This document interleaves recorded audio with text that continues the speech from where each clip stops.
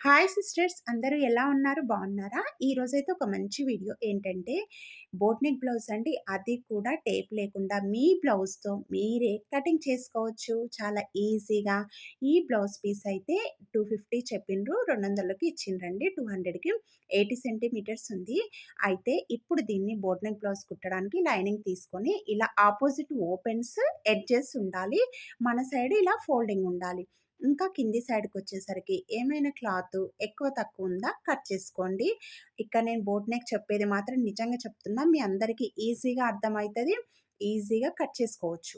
చూడండి, మీ బ్లౌజ్‌ని పెట్టి మీకు కరెక్ట్‌గా ఉన్న బ్లౌజ్‌ని ఇలా తీసుకోండి. అంటే బోట్ నెక్ బ్లౌజే తీసుకోండి. తీసుకొని ఇలా మంచిగా కరెక్ట్‌గా ఉన్న బ్లౌజ్‌ను వీటినైతే ఇలా మడత పెట్టాలి. అయితే మనకు ఫ్రంట్ సైడ్ అనేది లోపలికోవాలి మడత.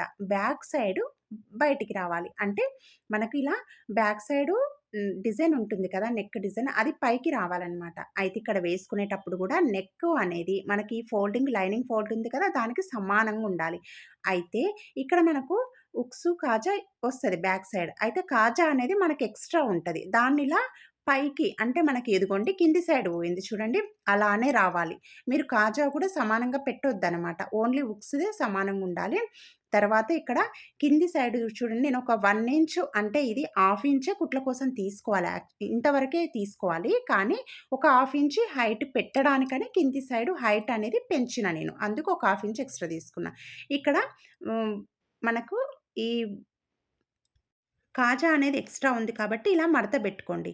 తర్వాత బ్లౌజ్‌నంతా ఇలా మంచిగా వేసుకొని, మీరు బ్లౌజ్‌ని లైనింగ్‌ను ఇలా పిన్స్ పెట్టుకోండి.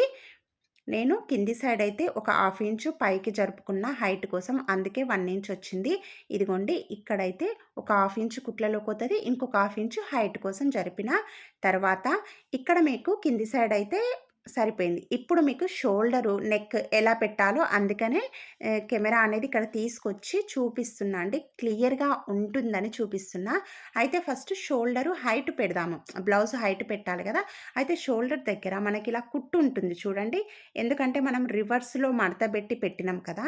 మనకు కుట్లు అనేది వస్తుంది. అయితే పైకనండి ఆ షోల్డర్ పైన కుట్టును పైకని ఆ కుట్టుది ఎంత వరకుంటే మనకు ఎక్స్‌ట్రా క్లాత్ ఉంటుంది కదా! మీరు కుట్టిన ఆ దారం అనేది కాకుండా, ఆ దారం పైన ఎక్స్‌ట్రా క్లాత్ ఉంది కదా! హాఫ్ ఇంచు, అది పైకని ఇలా ఒక లైన్ అయితే మార్క్ చేసుకోండి. తర్వాత ఈ షోల్డర్ అంటే నెక్ ఎంత వరకుందో అంతవరకు మార్క్ చేసుకొని, ఇటు సైడు ఒక హాఫ్ ఇంచు బ్లౌజ్ సైడ్ కాదు, ఇటు సైడ్ హాఫ్ ఇంచు మార్క్ చేయండి కుట్ల కోసం.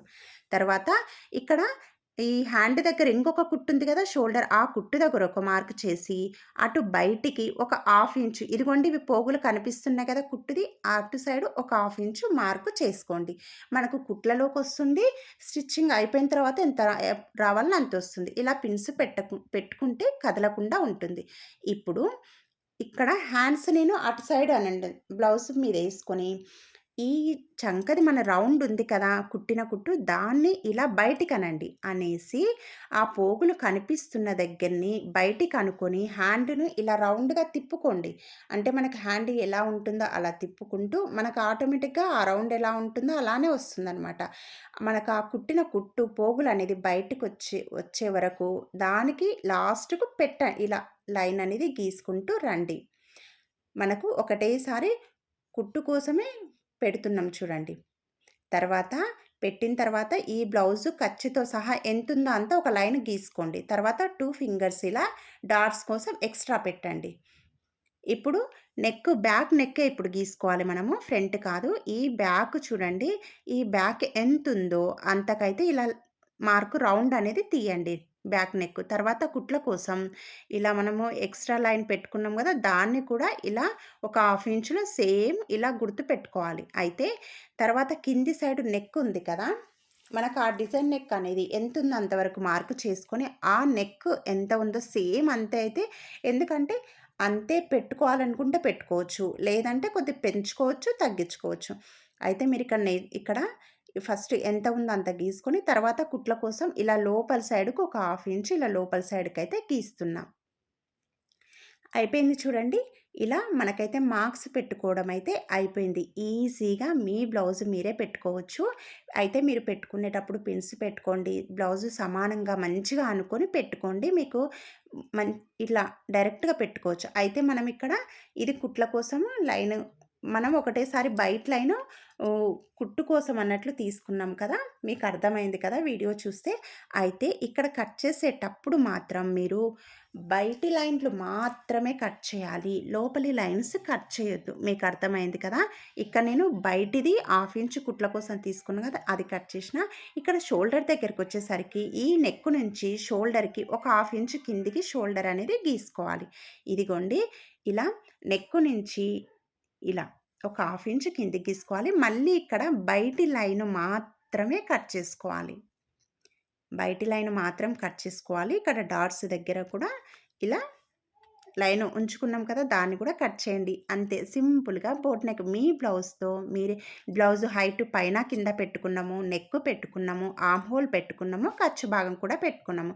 అయితే ఇక్కడ ఇక్కడ డిజైన్ చేంజ్ చేయాలనుకుంటే మనము లోపలిది ఇక్కడ చూడండి మనకు కుట్టు ఉంది కదా! లోపల సైడ్‌కు దాన్ని మాత్రమే ఇలా డిజైన్ అనేది చేంజ్ చేసుకోవచ్చు. అది మీ చాయిస్ అనమాట. లేదంటే ఇలా డ్రాప్ షేపే గీసుకోవచ్చు. ఇక్కడ నేను చెప్పినా సరే, మీకు వీడియోలో చూస్తున్నా సరే ఈజీగా అర్థమైతుంది. మీరు ఎప్పుడైనా గానీ లోపలివి ఉన్న సైడు మాత్రం కట్ చేయొద్దు. బయటివి ఉన్నవే కట్ చేసుకుంటే కుట్టిన తర్వాత లోపలికొస్తాయనమాట. చూడండి ఇప్పుడు బ్యాక్ నెక్ అనేది కుట్టిన తర్వాత ఇలా వచ్చింది. ప్లీజ్ లైక్ చేయండి, షేర్ చేయండి, సబ్స్క్రైబ్ చేసుకోండి.